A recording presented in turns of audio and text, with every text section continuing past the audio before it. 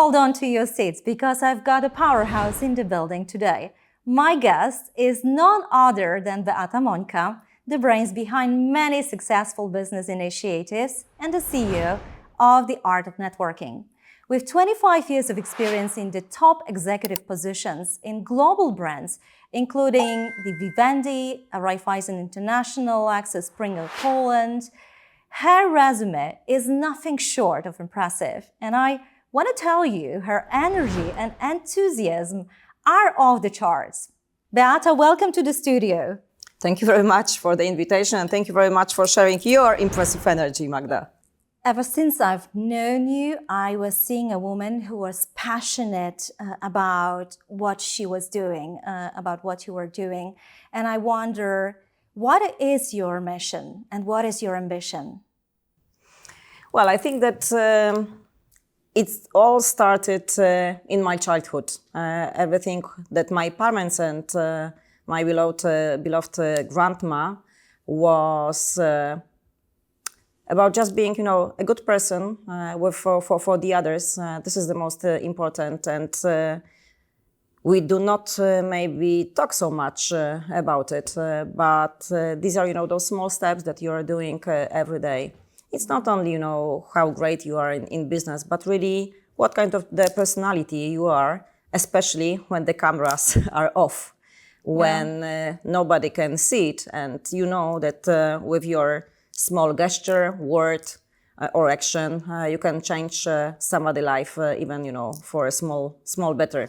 I think that this is something that was very important for me from the very beginning. However, of course, when we normally live, we do not so much focus on this. It should be natural. It is like in DNA. Either we like helping the others, we enjoy somebody's success, we love traveling, we love meeting people, we are excited about something that is new, we love to create something. Sometimes we take risk. And I don't want to say no risk, no fun, but it also means meeting somebody new. It also means doing something new. It is also being in very uncomfortable situations, hospitals, places where there are homeless people. Either we close our eyes because they are everywhere, or simply we go with them. So this is what I'm saying, that this is natural. And this is normal. What I hear is how important it was that you were raised by your family, by your grandpas, who kind of embedded this strong sense of ethics and values in you.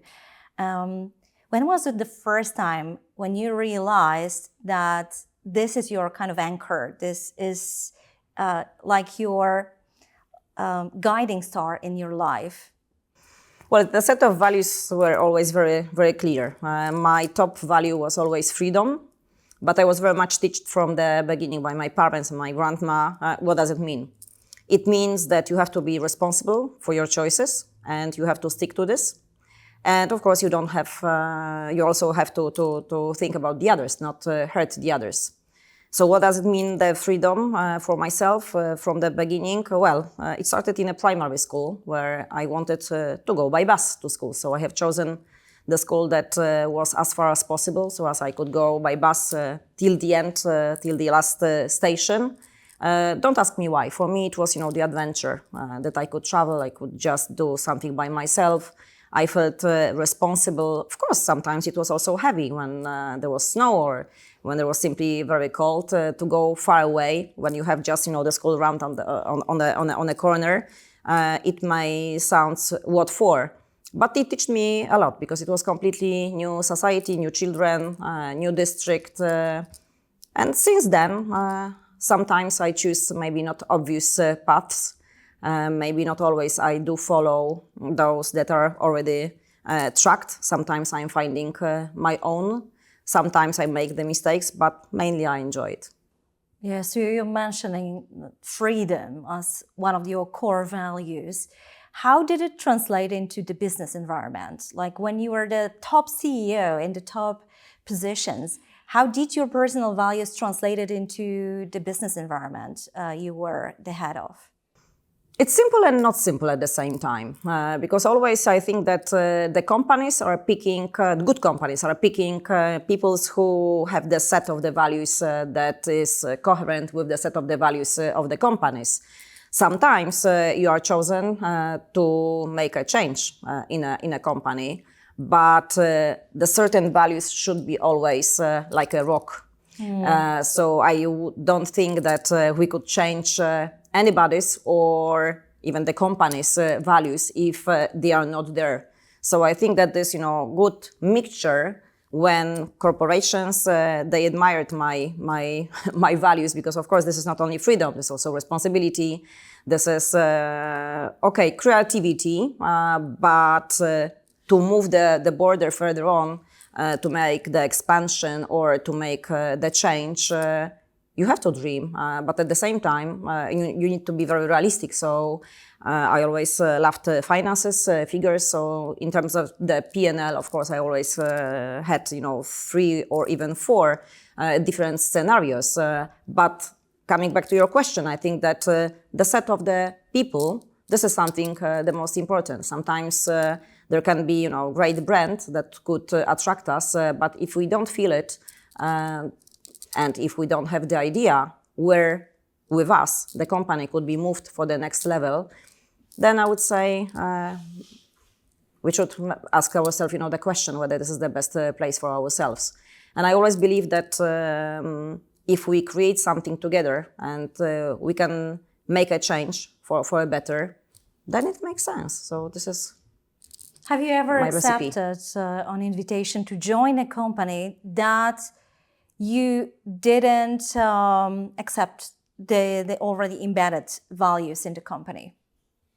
Well, I think that all of us, we were in many such processes, and it's something normal that we got the refuse, that I was not accepted, and also not all the proposals, of course, I have accepted. And it was not only about values, it was also about, the kind of the business, the approach, the goal. So the whole life is about choices, who and what do we choose, and who are we chosen by. Yeah.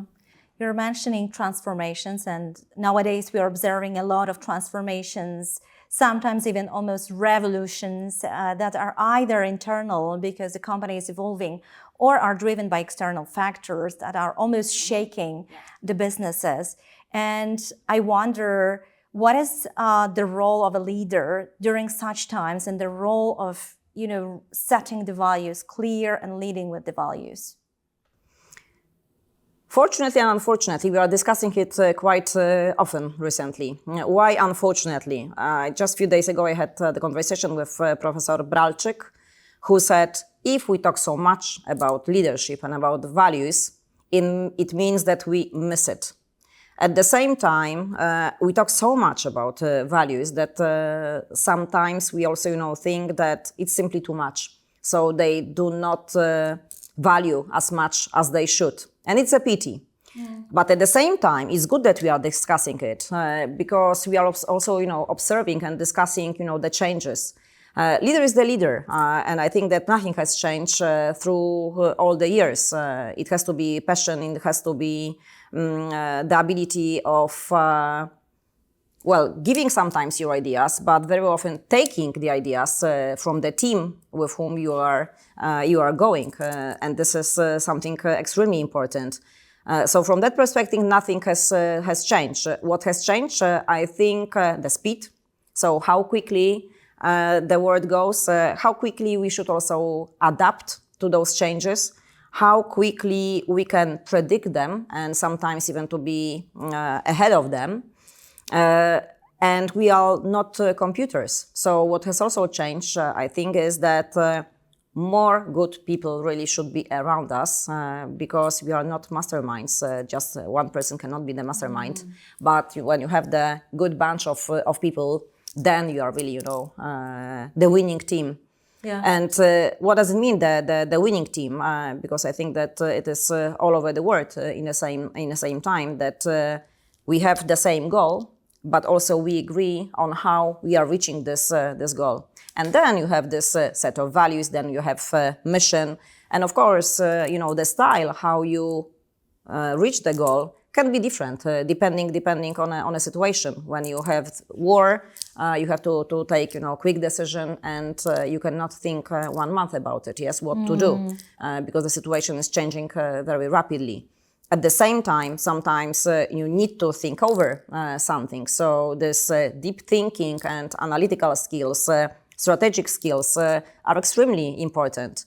And I would say that understanding of the others, especially when we are talking about people that are not at our age. Sometimes we think that we are so young, and we can hear from people who are, 20, you elderly, and there is nothing wrong. But we should remember that today the generation changes every 5 years, not even 10. Even when we have children, and there is the difference 10, 15, there are two completely different words. So now imagine our leaders who are 50, 60, 40, how many really generations they are leading, and how important communication skills are, and listening skills, and understanding skills. Because it's not enough just to communicate and just to listen, but really to understand who wants to tell you what, and what are you going to do with it. That's the tricky question. Very often I can hear that young people today, they are jumpers in terms of their jobs. It's not true. I love working with young people, and somebody could say, yeah, but they are scrolling live. Yeah, because they are very much used to social media, to the changing environment, changing situations. So do we have something to offer them? Or they will be thinking that their biggest success or failure is to end up in this or that corporation or private business. So I think today good leaders can combine past with the future. That's quite interesting and not easy. And as I said, nobody can do it just by himself. Yeah, beautiful. You were mentioning younger generations or many generations in the workplace today. When I was reading the recent Edelman Trust Report, Trust Barometer, it emphasizes that for the younger generation, the corporate culture is one of the key factors when they choose a job place. Would you agree with that?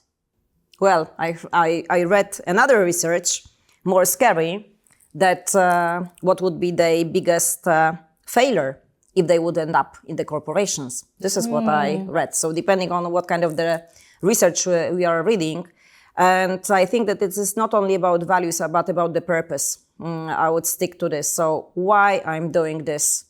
And also to see very quickly the end result. So it's not about, what kind of the 3 or 5 year strategy do we have, but what do we do today, where I can see that there is, the end of my work, of my task, of my project, and what kind of the impact on society, environment. Environment, I'm also, talking about our company. I can do by myself, so I can really see the result. So, this is the change that I can see. I also see, and it's not only about the research, but my own experience when I am working with young people, that you as a leader, you should be very flexible. If you see the talent and you employed project manager and the person is very much creative, move him to the job that is about creativity. I heard recently from one of the headhunters, but this is not the forum where you can call that you would like to have this or not that job. Yeah, but at the same time, if we will not adopt it and if we will not be flexible, then we'll lose the talent. Simply they will go somewhere else.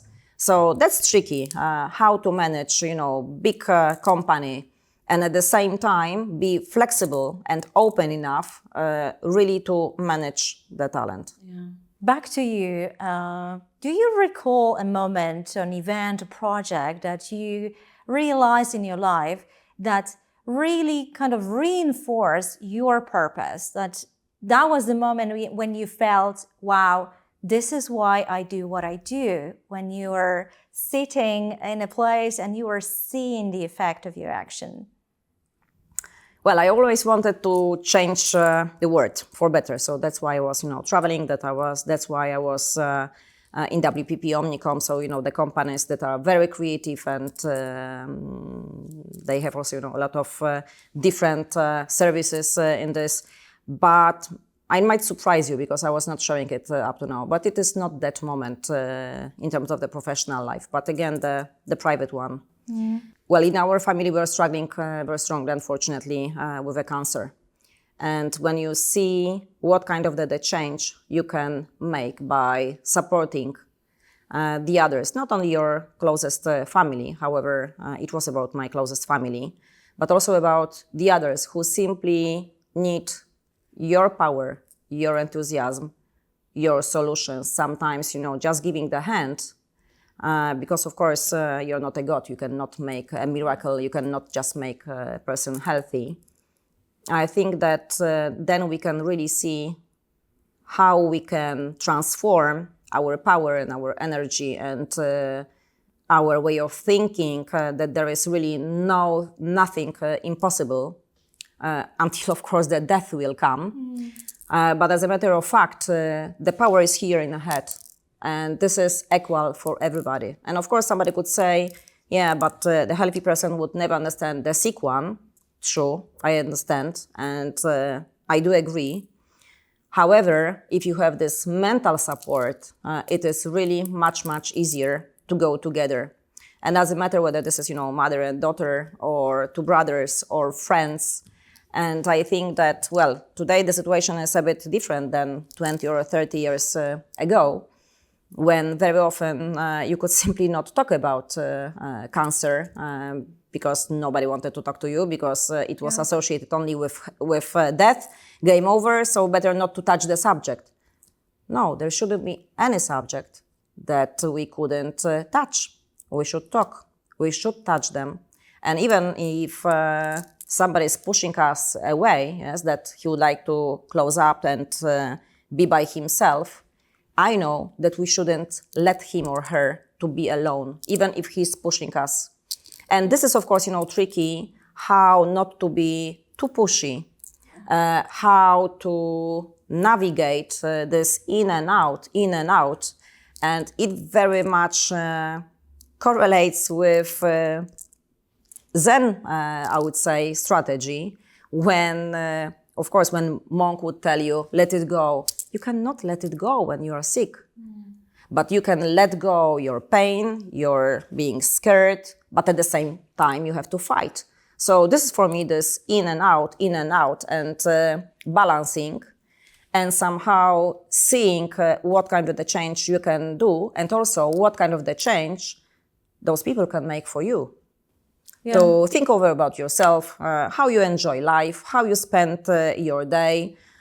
Maybe sometimes, if I can have such reflection also, maybe sometimes we should share more. Because if you don't have time to go out with your friends in the evening and you don't say why, or if you say why, they don't understand you, the question is, should you push them and pursue them or just be yourself and do this, what you believe in?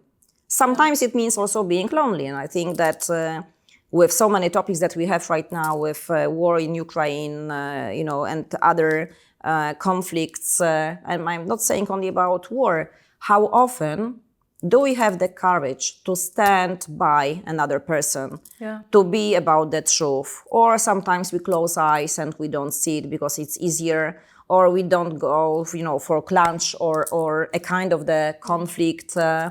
This is the matter of choice and the matter of price that you want to pay. But at the same time, this feeling, what are you for? Now I hear very strongly that you're talking about these human qualities in our life, but also in our business life, mentioning that there might be some people who are still maybe hiding behind just the business persona.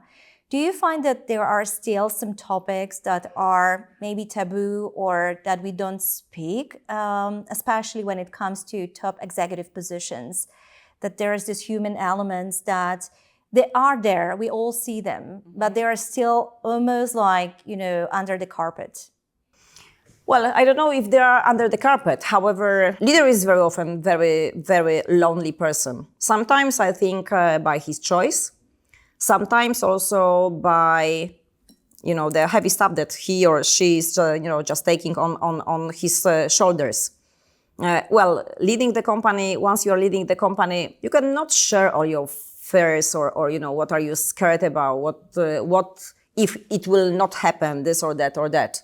You can talk about it with your financial director, yes, making a lot of strategies. You can share it to top 30 executives. But at the same time, being responsible for the company, it means that you don't share with everybody, everything. And it's nothing about, hiding, just, tell the truth that you should tell. Otherwise, this is something that you should think with your closest people. From the other side, honestly, meaning for me, it's okay when I don't know, when I say I don't know, because it means that I can take, the advice from you or from the other person, or simply I can ask, please, let's share our experiences. And actually, in some business associations, there is more and more of such, practices, even not giving the advice, because, we are in different scopes of business, different segments, but at the same time, all of us, we had some difficult moments, and we can share what we did in this or that occasion, how we overcome them, what was worth, what wasn't worth. Private life, I think that, again, here we are more and more open about it. I don't like questions how you combine your private and business life. We have one life. Yeah. So anyway, it should be natural. At the same time, I understand how sometimes people are protecting their private life, especially when they are very exposed. Why? Because we have also a lot of negative emotions, and simply we want to protect our family and the closest. I'm fighting with anonymous hate. This is one of the projects that with many people we are trying to fight. I mean, you can always say your opinion about somebody or something, but please be brave enough to write your name and surname. Yeah. Like we have, authors' rights, and we want to protect that this is, our intellectual property. This is also my intellectual property when I'm sharing my own opinion. So let's be brave enough to share it, not only pros, but also cons. Mm-hmm. So I think that this is something very, very important. Is it a part of your mission with this new consulting company, The Art of Networking, to create such safe spaces for leaders to be able to share, but also create these safe and healthy environments for everyone to communicate? This is nothing new. No. I started this, many years ago. But for last 2 years, I'm really talking about it very loudly. And it's not only about, our culture, where maybe we are not used so much to talk about success. For many years, I am promoting leaders. I want to show the leaders who have the successes, but also who have failures, but who stood up and who said, okay, I did it in such and such way. There is, such saying, even if you 6 times fell down, be brave enough to stand up and go for the 7th time. The success is built, yes, from such small steps, repeated day and after day. So this is for me the success. So I think that, showing human face of the leaders, showing their success as a matter of the education is something crucial, but also about freedom of the choice. Because, nobody is forced to do this or that. Yeah. But I am very much for this, that everybody should have equal access to the education, to the choice, what I would like to do. And it doesn't matter, what kind of the nationality you are, what sex you are.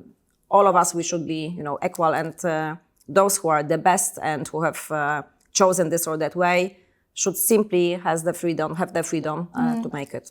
I love your mission. And I wonder now, you mentioned education. This is a very straightforward question.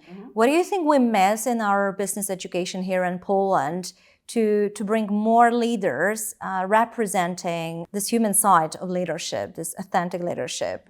What maybe amendments or changes or new topics would you bring to business education?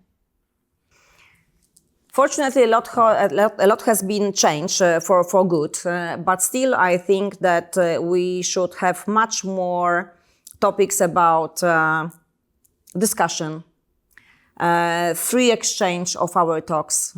We talk so much about, attacking the problem, not ourselves, but are we really so strong in terms of the discussion? We should also be much better in negotiations.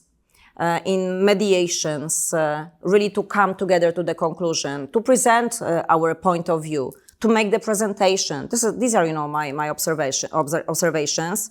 But also sometimes we should be much more self-confident. It doesn't mean arrogant. That's why for a few years with some other leaders, I'm also, taking care of the postgraduate studies at Koźmiński University.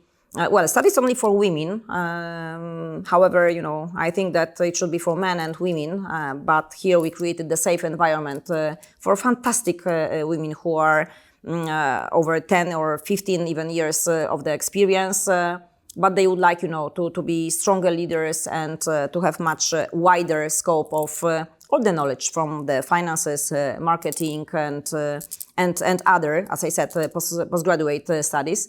But also I'm running many, associations, but not only associations. I'm also, dealing with many young people who would like to learn from us, but at the same time who are teaching us what is important and how the world is changing. So you could say that this is, a kind of the mentoring. I'm calling it mentoring and re-mentoring because this is bilateral experience and bilateral lesson. And I think that we should be much more open and create the space for special talents. I know a lot of Polish people who left Poland and, simply they didn't find a place here. Together with business, but also with Polish universities, we are trying to create such space for them. And I think that this is the future. To keep the talent here, and once it goes abroad, to try to adapt him here. At the same time, there's no borders. There's no more and more, Polish companies and startups who are making 70% of the business outside of Poland. Nothing wrong with that. But I would say that, to develop our country, and I love my country, so I would like it to be strong and one of the best, if not the best, all over the world. And then we need clever people to be here. As far as I know, you also studied abroad and travel a lot and work in international companies, but you decided to stay in Poland and work here. Why? Why didn't you stay in Australia or other country with bigger possibilities? Actually, two things. One was quite emotional because of my family health issues, as I told you before. So for me, it was obvious that I'm coming back here, and we are fighting together for life.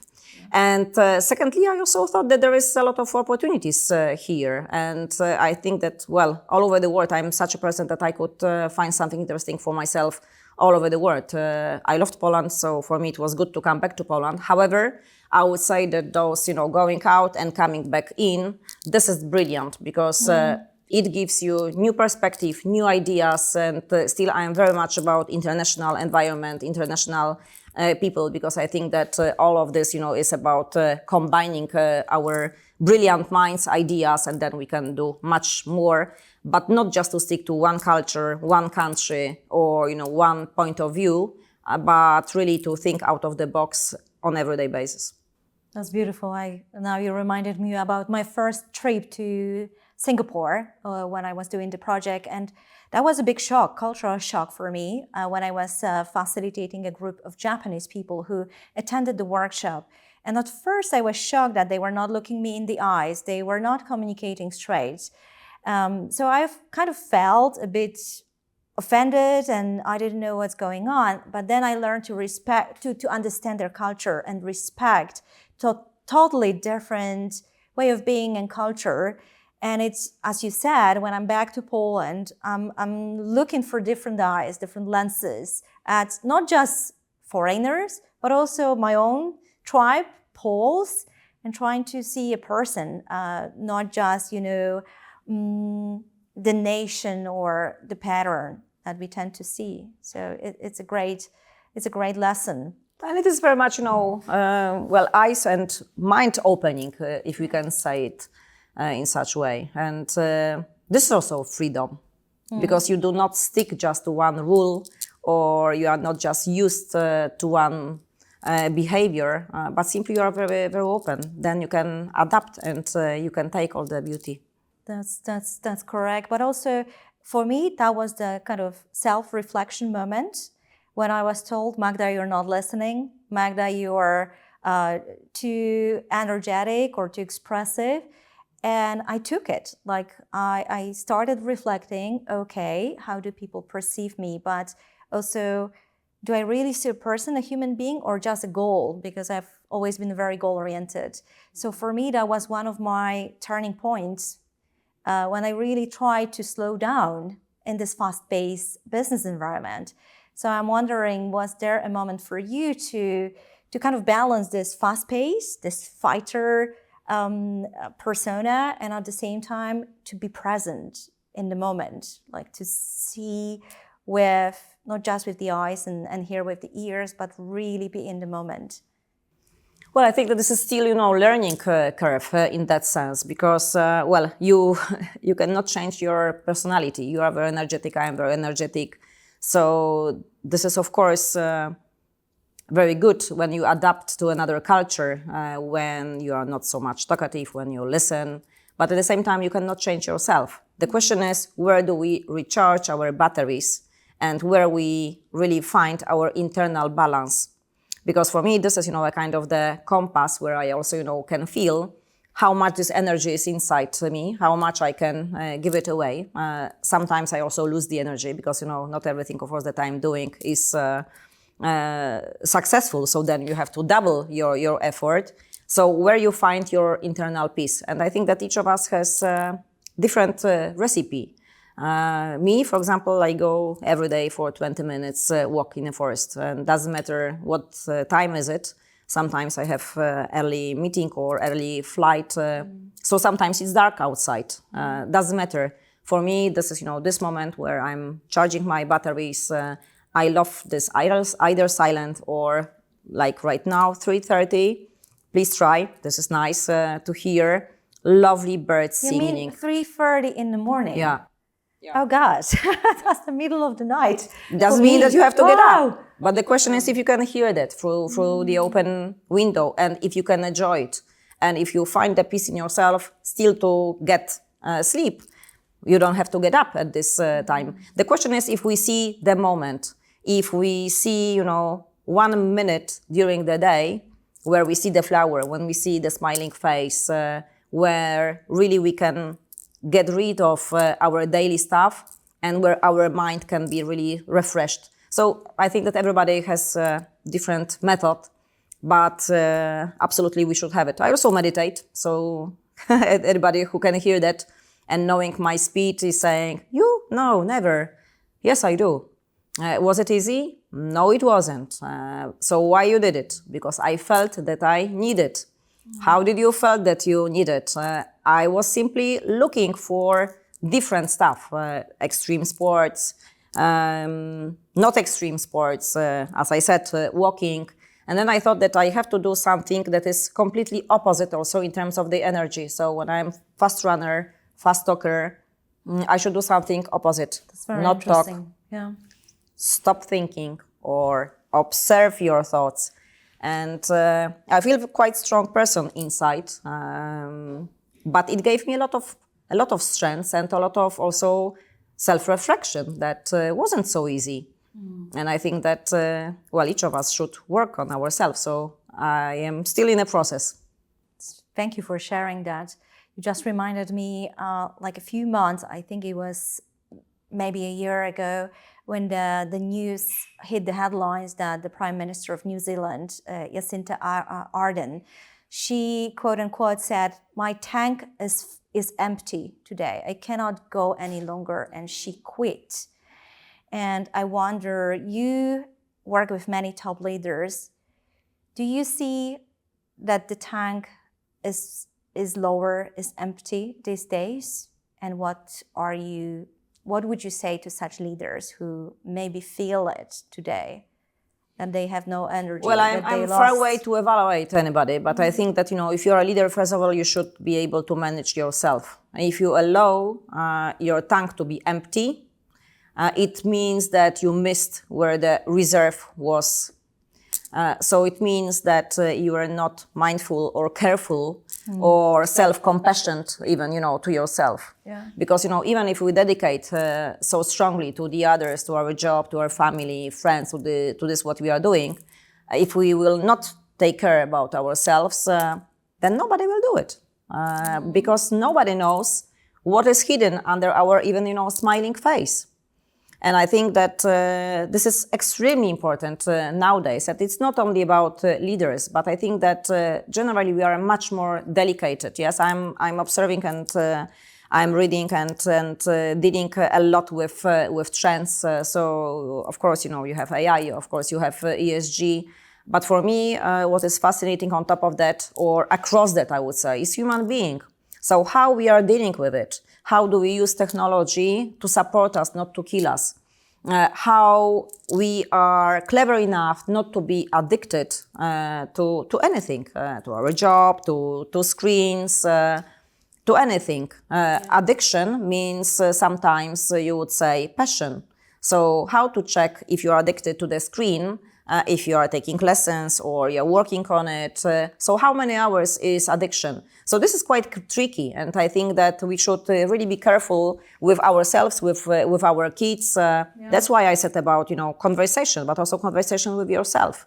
That's why I said about such a kind of the pit stop when you have on a Formula One. Of course. Where you really should have a look into your tires, into your body. How are you? And it's not only about, medical check. And it should be on a frequent basis, not to miss this moment. Of course, each of us has, a worst moment, but I'm not calling this worst moment depression. However, we should be very careful if our mood goes much lower, if we observe somebody's mood that is going lower. This question, how are you today? It shouldn't be just a slogan, how are you today? But we really should care about somebody, but also about ourselves. How am I today? Am I feeling really good? Yeah. So I would encourage everybody to take care about himself. It's not easy because, of course, the life is not so easy. So it may sound so optimistic, but please believe me, everybody has a lot of troubles, a lot of challenges. The question is how we overcome them and how we treat ourselves and people that are around us so as to overcome those difficulties. Yeah. So as to be a happy person. That's true. Sometimes it's also about revisiting your priorities and your values and checking, okay, what is on the top of my list? Where is my health? Where is my family? Where are the relationships? Maybe they are on the bottom of the list, and maybe that's the red flag for us. You sound to have this everything very strict and sound and in the right order, and I wonder really this is my impression. However, life is not just the bed of roses, and I wonder, have you ever paid the price for who you are and your values, or been every day? Yeah. Every day. Why every day? Because I think that with the values you really have to be like a rock. As I told you, you can change the strategy, you can change even the approach, but as a matter of the principle and values, yes, I'm quite strict. Yes, with this. Have you ever lost something very important to you, and at the beginning you were maybe disappointed, but then you realized, okay, it was worth it? Give something away or lose something? Well, again, philosophical question, because if you think that you have lost something, it means that you have not really believed in your values. Because believing in your values, it's not being, blind. And of course, you have to be open. You have to hear also this, what others are saying or how you are perceived.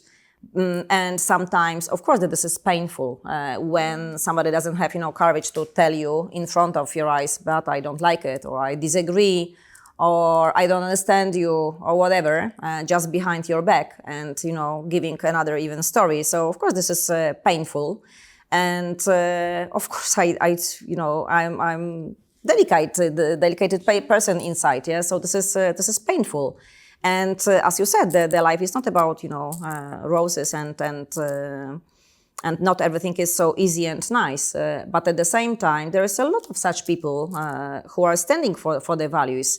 I'm working with many universities. I'm also co-working with Łazarski University in terms of ESG. And this is not just a slogan about environment, social governance, but it's also about teaching, about leading by example, about giving the best cases, how we can approach not only completely new trend and regulations, but how to look and how to implement the strategies into the companies, how really to live there.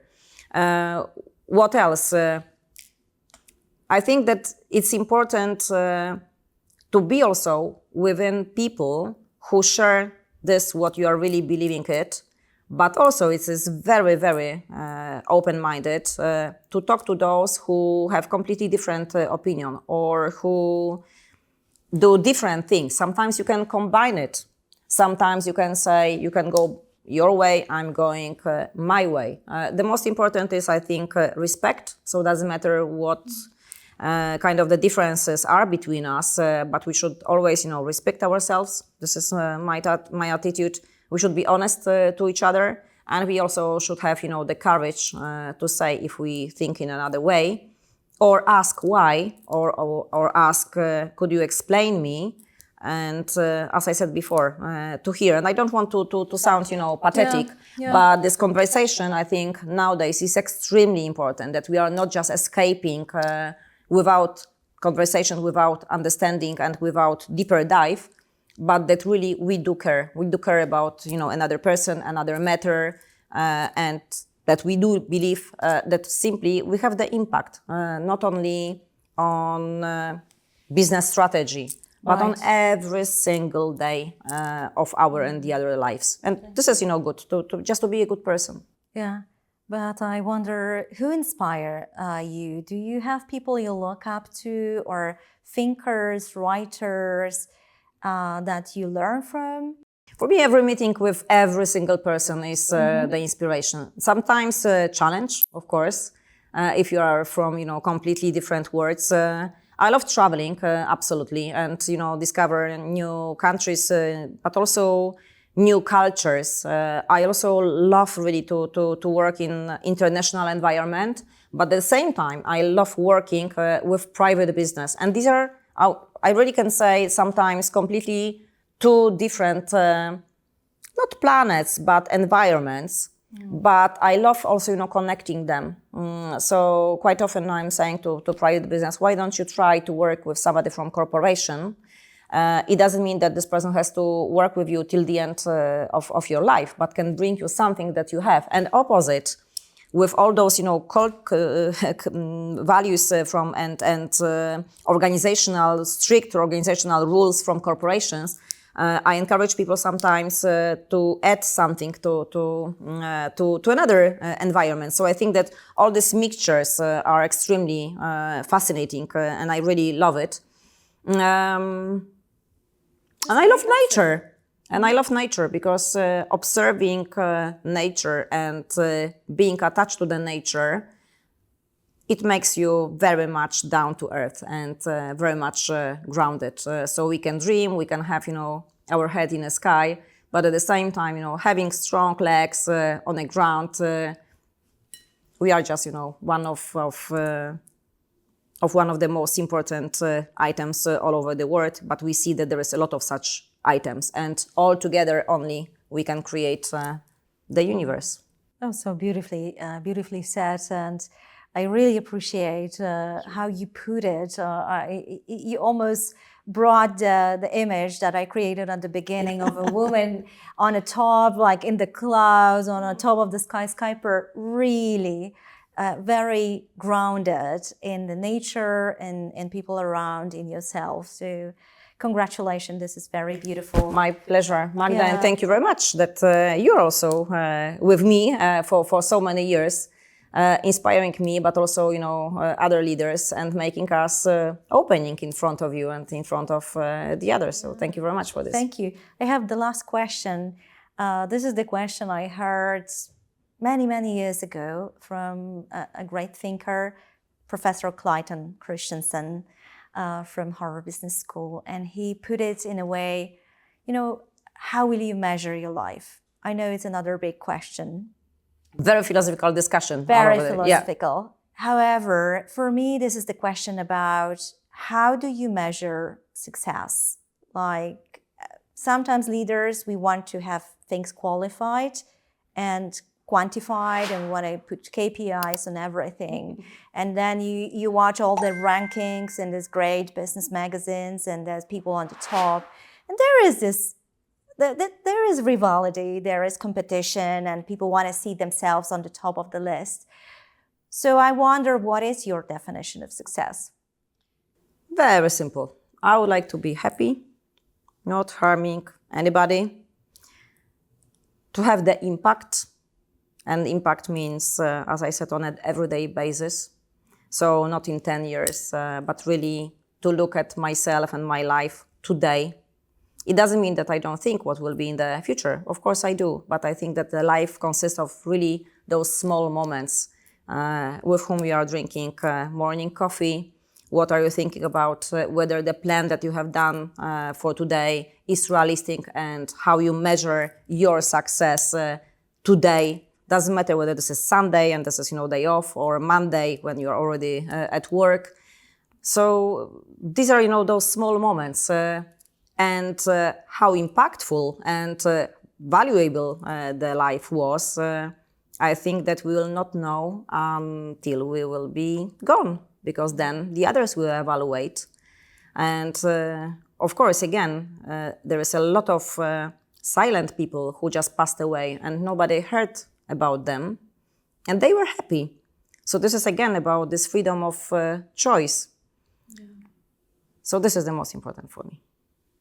This is so beautiful. Thank you so much. It is, but every time I talk to you, I feel a better person, honestly. Like, we have a lot of business talks, and as you said, the importance of conversation, a conversation that cannot be replaced by any machine learning GPT partner, something that really is moving our hearts. So thank you so much for this, this experience. Thank you very much. Thanks.